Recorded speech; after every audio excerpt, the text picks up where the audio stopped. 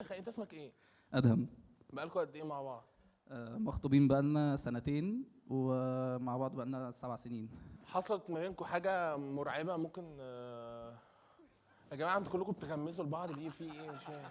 انا فاهمك اللي فيها، هي جايه مش عاوزه اي انتراكشن، فانا بخرجها من الكومفورت زون يعني، فانا ممكن اديها ماشي يا المايك. صاحبي، ده اكل عيش يا صاحبي، ده اكل عيش، انا اعمل ايه؟ انا مش عايز ايه انتراكشن، ما هنجيب لها ايه؟ شاورما يعني؟ هنجيب لها ايه؟ مش فاهم يعني ايه مش عايز انتراكشن؟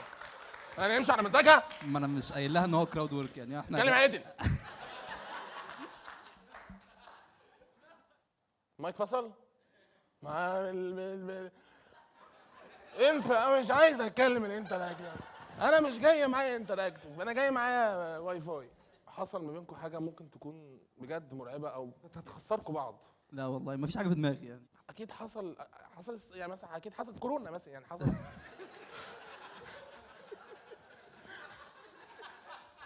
عندي موقف ممكن احكيه. مره قال لي على واحده ضايقتني، مش فاكره، كنا في الجامعه، كنا في اولى جامعه او ثانيه جامعه، فهي في بنت عصبتني، مش فاكره ليه والله خالص، بس انا فاكره انها قلت له عشان بنت الجزمه دي، قال لي والله غلبانه ما بتقولش على بنت جزمه. قعدت مخصصه مثلا 3 شهور بس. ده كان رعب بالنسبه لي فعلا. ده كان رعب بالنسبه لي. ما حكيتوش ليه بقى؟ لا ما ولا عايز ترضيها هي يعني؟ ولا عشان ما تفكرهاش بالموضوع؟ فاكره الموضوع.